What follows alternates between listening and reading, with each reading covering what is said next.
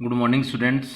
बाल साधना group of institution की online classes में क्लास 10th के सभी स्टूडेंट्स का वेलकम है, स्वागत है। स्टूडेंट्स, प्रीवियस ऑनलाइन क्लासेज में हमने जेनेटिक्स चैप्टर के कुछ टॉपिक का अध्ययन किया था।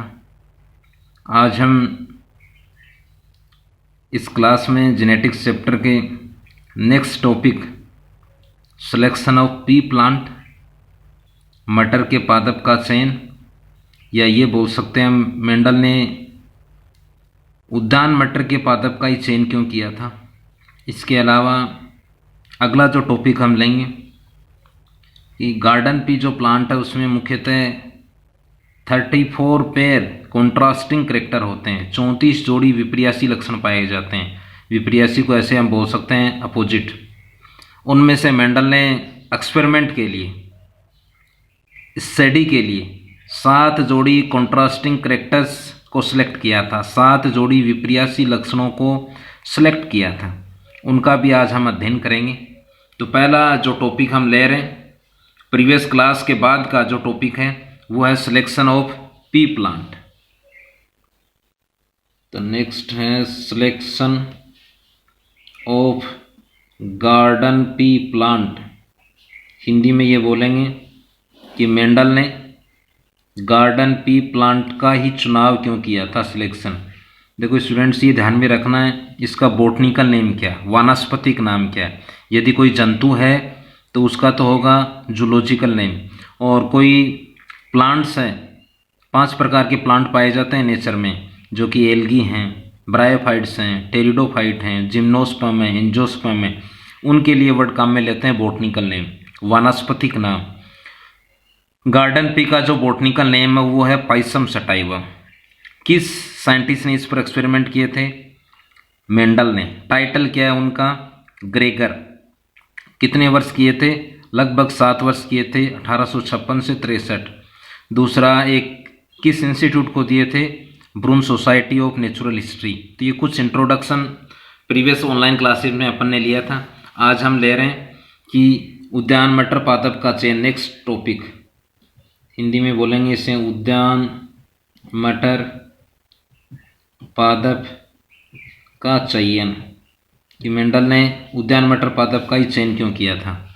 देखो, कुछ मेंडल ने अपने एक्सपेरिमेंटों के लिए इस पादप को क्यों चुना, इसके कुछ विशेष बिंदु हैं इसमें। मेंडल ने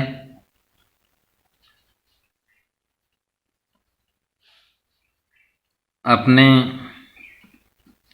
एक्सपेरिमेंट्स के लिए, यानी हिंदी में बोलेंगे अपने प्रयोगों के लिए,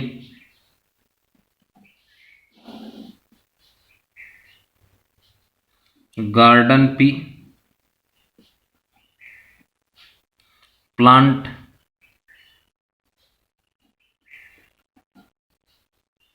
का चयन किया।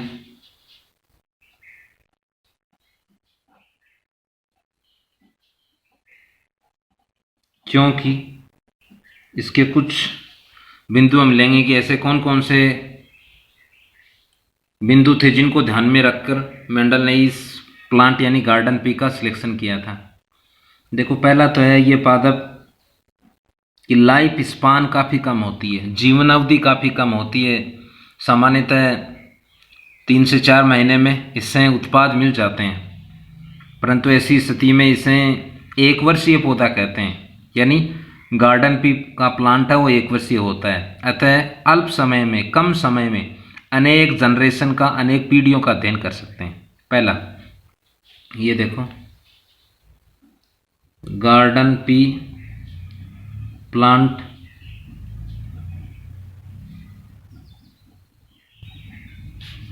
एनुअल होता है।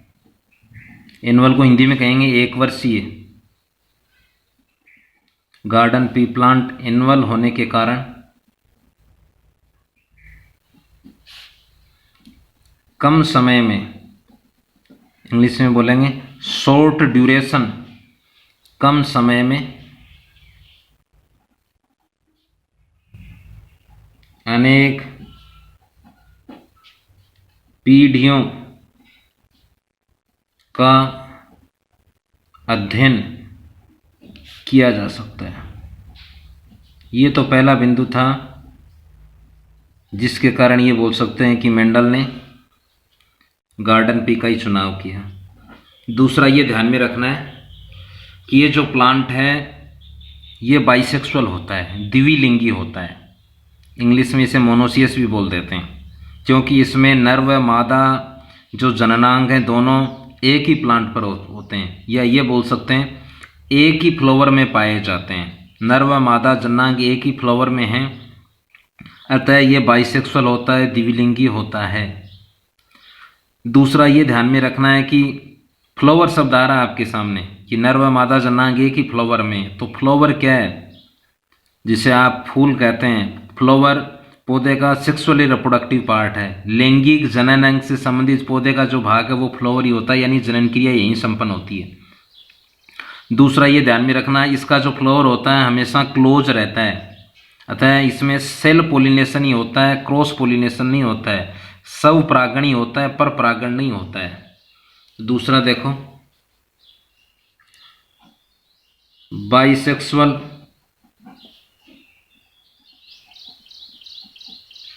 फ्लावर होने के कारण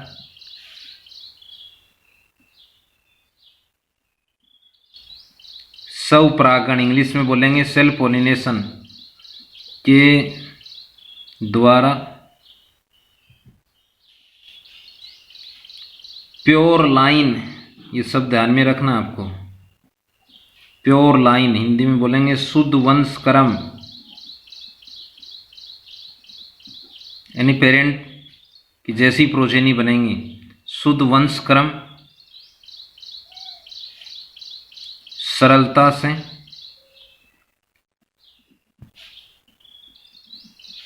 प्राप्त किया जा सकता है,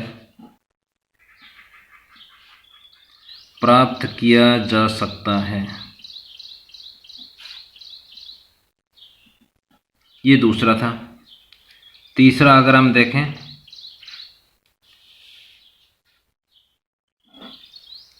गार्डन पी प्लांट में अनेक मैनी विपर्यासी लक्षण पाए जाते हैं। अनेक विपर्यासी लक्षण पाए जाते हैं। विपरीत हम बोल सकते हैं, यानी तुलनात्मक रूप से हम अच्छी तरीके से अध्ययन कर सकते हैं उनका। कॉन्ट्रास्टिंग कैरेक्टर कहेंगे इंग्लिश में। चौथा जो कारण है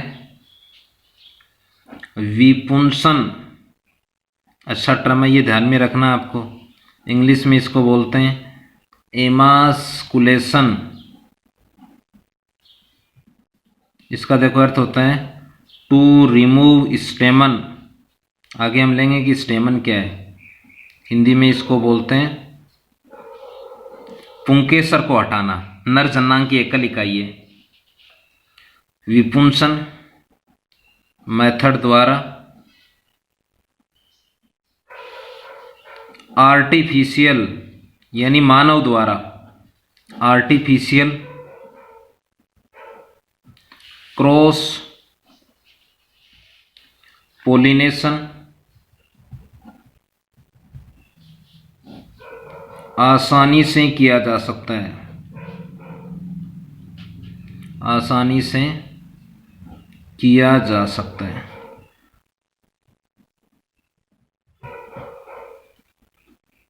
दूसरा अगर हम इसमें देखें,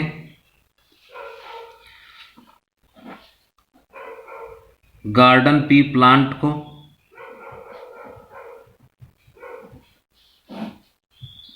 आसानी से छोटे से स्थान जैसे पॉट, गमला बोल सकते हो आप, हाउस में उगाया जा सकता है। यानी कहने का अर्थ है अधिक स्पेस की भी आवश्यकता नहीं होती, एक छोटे से स्थान पर इसे इजीली ग्रो किया जा सकता है। ये मुख्य बिंदु थे जिनको ध्यान में रखते हुए मेंडल ने केवल गार्डन पी प्लांट को ही सिलेक्ट किया था। अब देखो इसमें 2-3 शब्द आ रहे हैं, क्रॉस पोलिनेशन, सेल्फ पोलिनेशन, ये ध्यान में रखने हैं आपको। जैसे ये प्लांट है कोई भी, इस प्लांट का ये वाला पार्ट है रूट पार्ट, ध्यान कर लेना, इट इज अंडरग्राउंड पार्ट। यह पौधे का भूमिगत भाग होता है, यानी भूमि के अंदर। ये वाला पार्ट है, ये मिट्टी की सतह, मिट्टी की सतह से ऊपर वाला जो पार्ट होता है इसे बोलते हैं सूट, हिंदी में बोलते हैं इसे पर्रो है। पौधे का संपूर्ण जो वायवीय भाग होता है, हवा के जो संपर्क में रहता है डायरेक्टली, उसे सूट कहते हैं। देखो अगेन, रूट जड़ कहते हैं, मूल कहते हैं हिंदी में। It is underground part of plant, यह पौधे का भूमिगत भाग है, मृदा में रहता है। ये सूट हिंदी में पर्रो है। पौधे का वायवीय भाग को सूट कहते हैं। जैसे इसमें तना आता है, stem, leaf, branch, flower, fruit, सभी सूट में आते हैं। यहाँ देखो जैसे मैंने एक फ्लावर बनाया है, ये मान लेते हैं कोई फ्लावर है। ये सिंबल मेल के लिए लेते हैं, ये ध्यान में रखना आप, ये फीमेल के लिए। यही दूसरा प्लांट बना दिया, ये इसका रूट पार्ट कंप्लीट, ये सूट पार्ट है, ये इसका फ्लावर हमने बनाया है। ये मान लगते हैं दोनों में फ्लावर है, एक जगह मैंने नामांकन किया है, ये रूट पार्ट है, ये सूट पार्ट है। यहाँ भी मेल से संबंधित ये, फीमेल से संबंधित ये। ये मेल के लिए सिंबल काम में लेते हैं, नर के लिए, ये लेते हैं फीमेल के लिए, मादा के लिए काम में लेते हैं। यहाँ ध्यान कर लेना, दोनों हैं इसमें, नर व मादा दोनों हैं, नर व मादा जननांग दोनों हैं। इसलिए फ्लावर कैसा है, बाइसेक्सुअल फ्लावर बोल सकते हो आप, द्विलिंगी पुष्प, बाइसेक्सुअल फ्लावर। अब देखो पौधों में अगर आपको ध्यान में रखना है, नर जननांग, ये तो एक तो ये ध्यान कर लेना, फ्लावर क्या है, लैंगिक जनन से संबंधित संरचना है, वो होता है पुमंग, एंड्रोस्मियम बोलते हैं। फ्लावर में जो मादा जननांग है उसको बोलते हैं जायांग, ठीक है। इसकी एकल इकाई, सिंगल यूनिट, उसको बोलते हैं एकल इकाई, हिंदी में स्टेमन, हिंदी में कहेंगे पुंकेसर। इसकी जो सिंगल यूनिट है, एकल इकाई, उसका नाम है कार्पल, या इसको बोलते हैं पिस्टल भी बोल देते हैं, हिंदी में इसको बोलते हैं स्त्री केसर या अंडप, एक ही नाम लिख रहा हूँ मैं, अंडप बोलते हैं या स्त्री केसर।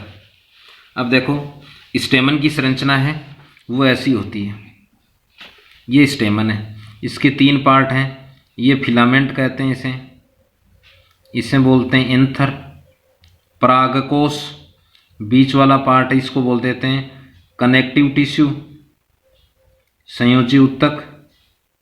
किसकी संरचना है ये है फिगर ऑफ स्टेमन, ये तो है। दूसरा ये जो संरचना मैं बना रहा हूँ यहाँ, ये पिस्टल या कार्पल की है, ये वाली, इसको तो बोलते हैं स्टिग्मा, हिंदी में बोलेंगे आपके वर्तिकाग्र, ये स्टाइल, ये वर्तिका, ये ओवेरी, इसको हिंदी में कहेंगे अंडाशय। ये फिगर किसका है, ये कार्पल का है। यहाँ ध्यान कर लेना, परागकण बनते हैं, परागकण विकसित होते हैं, डेवलप होते हैं। इन परागकणों का देखो यहाँ क्या बनेंगे, परागकण बनेंगे। परागकण क्या है, आवर्त बीजी व अनावर्त बीजी पादपों में, जिम्नोस्पर्म और एंजियोस्पर्म पौधों में क्या है, नर से संबंधित संरचनाएं।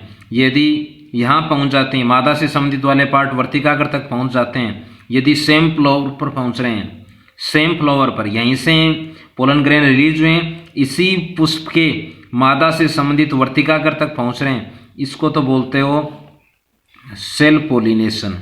देखो परिभाषा क्या होगी, यदि पोलन ग्रेन का पोलिनेशन है भैया, इसको बोलेंगे स्वपरागण। पोलन ग्रेन का पुंकेस एंथर से रिलीज होने के पश्चात उसी पुष्प के वर्तिकाग्र तक पहुंचना। यदि ये यहाँ से देखो यहाँ पहुंच जाएं, कौन पहुंच जाएं, पोलन ग्रेन, तो इसको बोल देंगे क्रॉस पोलिनेशन। इंग्लिश में क्या बोलेंगे, हिंदी में क्या बोलेंगे, पर परागण, तो इसको बोलेंगे पर परागण। ये अब देखो क्या होता है, क्रॉस, दो वर्जन लिखे हैं मैंने, क्रॉस पोलिनेशन, हिंदी में बोलेंगे पर परागण। यदि एंथर से, यहाँ से यहाँ से परागकण निकलने के पश्चात एंथेरा पार्ट, ये परागकोश कहते हैं, परागकण निकलने के पश्चात दूसरे पुष्प के मादा से संबंधित वर्तिकाग्र तक यदि पहुँचते हैं उसे पर परागण कहते हैं, क्रॉस पोलिनेशन कहते हैं। ये वाला जो पार्ट आया आपका अभी क्रॉस पोलिनेशन, ये लिखा है मैंने वहाँ क्रॉस पोलिनेशन। ये देखो एमास्कुलेशन क्या होता है, ये भी अर्थ ध्यान में रखना। वी का अर्थ होता है हमेशा हटाना, पुंसन का अर्थ होता है पुंकेसर, यानी पुंकेसर का अपरिपक्व अवस्था में हटाना। यदि परिपक्व होगा तो वहाँ परागकण इसको निषेचित कर देंगे। ऐसी स्थिति में विपुंसन का अर्थ है, वी का अर्थ हटाना, रिमूव, पुंसन का अर्थ पुंकेसर, पुष्प से अपरिपक्व अवस्था से पुंकेसर का हटना या हटाना विपुंसन कहलाता है। देखो दोबारा क्या है, वंस अगेन, वी हटाने के लिए शब्द काम में लेते हैं, पुंसन का अर्थ पुंकेसर। यदि पुष्प से अपरिपक्व अवस्था में पुंकेसर को हटा दिया जाता है उस मेथड को बोलते हैं एमास्कुलेशन। मानव द्वारा यह प्रक्रिया संपन्न की जाती है, इसलिए मैनमेड या आर्टिफिशियल कहते हैं। ये आपका पहला पॉइंट था इसमें कि मेंडल ने गार्डन पी का सिलेक्शन क्यों किया था। अब देखो आगे 7 जो करेक्टर थे, देखो आगे का पार्ट है। नेक्स्ट जो टॉपिक है इसमें वो है मेंडल ने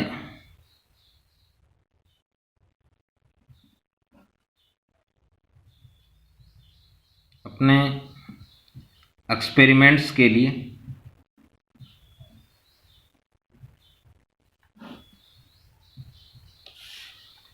सात जोड़ी, 7 पेयर बोलेंगे, कॉन्ट्रास्टिंग करेक्टर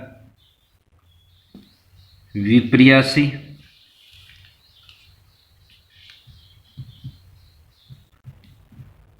का चयन किया,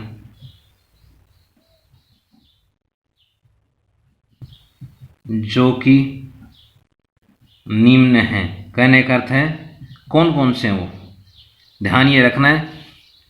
गार्डन पी में टोटल कितने माने जाते हैं, 34 पेयर कॉन्ट्रास्टिंग करेक्टर होते हैं। मेंडल ने अध्ययन के लिए, एक्सपेरिमेंट के लिए कितने पेयर का चयन किया था, 7 जोड़ी। ऐसी एक डिजिट हो रहा है, इस चैप्टर में वो ध्यान रखना है।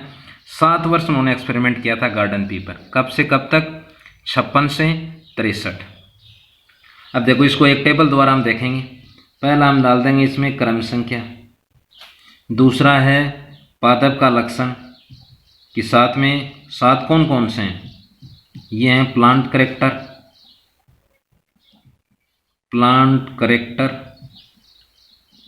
ये आपका आ जाएगा सीरियल नंबर। अगला है प्रभावी, इसको बोल देंगे डोमिनेंट।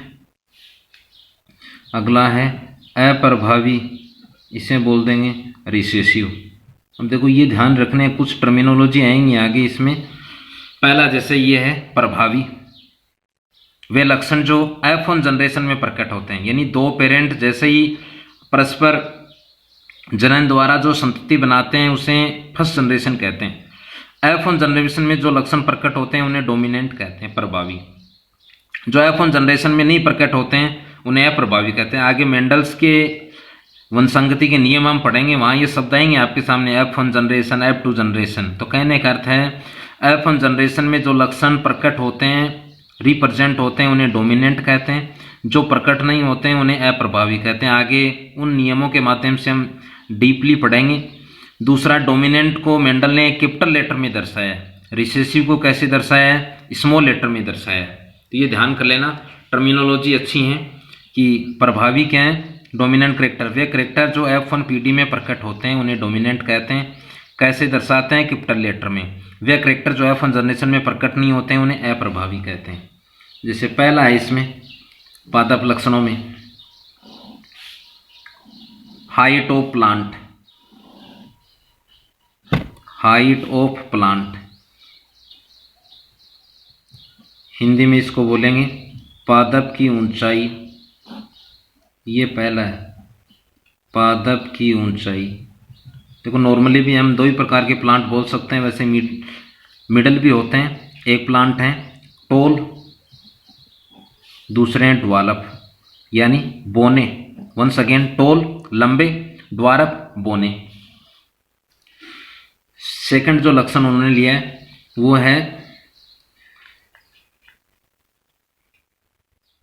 कलर ऑफ सीड, ये ध्यान कर लेना, हिंदी में बोलेंगे बीज का रंग। ध्यान ये रखना है, seed is and product of plant, बीज पौधे का अंतिम उत्पाद है। हम जो फसल उगाते हैं सबसे अंत में सीड ही कलेक्ट करते हैं, तो ये पौधे का अंतिम उत्पाद है। फल भी अंतिम उत्पाद होता है, तो फल व बीज, seed and fruit is and product of plant, तो अंतिम उत्पाद है। कलर कैसा हो सकता है, डोमिनेंट में है इसका येलो, रिसेसिव में कैसा है ग्रीन, अप्रभावी में। तीसरा देखो,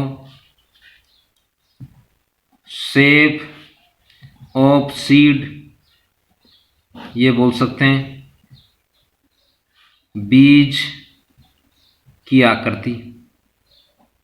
गार्डन पे प्लांट में जो सीड है वो सामान्यतः किस आकृति के होते हैं?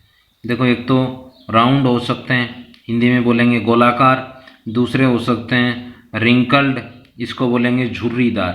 हिंदी में क्या कहेंगे? गोल, इसको क्या कहेंगे? झुर्रीदार। फोर्थ करेक्टर है, देखो ये है कलर ऑफ पोड, इसको बोलेंगे अपरिपक्व, इमेच्योर शब्द और आ जाएगा भी इंग्लिश में, अपरिपक्व फली का रंग, अपरिपक्व। कलर ऑफ इमेच्योर पोड, यहाँ इमेच्योर शब्द और आएगा। कैसा हो सकता है? डोमिनेंट में ग्रीन, रिसेसिव में कैसा होता है? येलो, इसको बोलेंगे पीला, इसको बोलेंगे हिंदी में हरा। फिफ्थ है शेप ऑफ इमेच्योर पोड, हिंदी में बोलेंगे इसे अपरिपक्व, अपरिपक्व फली की आकृति। कैसी हो सकती है? पहला है इन्फ्लेटेड, हिंदी में इसको बोलेंगे फूली हुई, हिंदी में है फूली हुई। सेकंड क्या बोलेंगे? कॉन्सेंट्रेट, ये बोलेंगे सिकुड़ी हुई। सिक्स्थ है आपका कलर ऑफ फ्लावर, फ्लावर का रंग कैसा होता है? अगर डोमिनेंट में हम देखें तो वो है वोयलेट, बैंगनी। रिसेसिव में अगर अप्रभावी में हम देखें वाइट। देखो, सिक्स्थ है कि किसका रंग? पुष्प का रंग। ये सिक्स्थ करेक्टर है। कैसा? प्रभावी में बैंगनी, अप्रभावी में कैसा है? वाइट। सेवंथ जो है वो है position of flower, position of flower, Hindi में क्या बोलेंगे? पुष्प की स्थिति। कैसा होगा? एक तो है एक्जाइल, हिंदी में ध्यान रखना है कक्षीय। अप्रभावी में कैसा है? टर्मिनल, इसको क्या बोलेंगे? अग्रस्थ, शीर्षस्थ। देखो, ऐसे एक आरेख से ले सकते हैं, जैसे अभी आरेख बनाए थे। ये तो है रूट पार्ट, इसको तो बोल देंगे रूट। इसको क्या बोलते हैं? वायव्य को सूट। यदि यहाँ फ्लावर बन रहे हैं तो उसको तो बोलेंगे एक्जाइल। ऐसी स्थिति में प्लांट कैसा होगा? निरंतर टोल होगा, यानी लंबाई में वृद्धि होगी, लंबा पौधा होगा। ये देखो, ये अगर हम देखें रूट पार्ट, ये है सूट पार्ट। और यदि यहाँ फ्लावर का निर्माण होता है, यहाँ फ्लावर का, ये क्या है? दोनों में दर्शा सकते हैं फ्लावर, पुष्प, ये टर्मिनल है। तो ऐसी स्थिति में यहाँ तने के शीर्ष भाग पर है, ऐसी स्थिति में लंबाई में वृद्धि नहीं होगी। वृद्धि नहीं होगी तो पादप कैसा होगा? द्वारप होगा, बोना होगा। तो ये जो बिंदु आज अपन ने लिए कि कौन कौन से करेक्टर उन्होंने अपने एक्सपेरिमेंट के लिए चयन किए थे। वो थे 7 जोड़ी। कैसे थे? विपर्यासी लक्षण, पहला height of plant, second colour of seed, third shape of seed, चौथा colour of pod, second, fifth है shape of immature pod, sixth है कलर ऑफ फ्लावर, सेवंथ है position of flower. So thanks, have a nice day.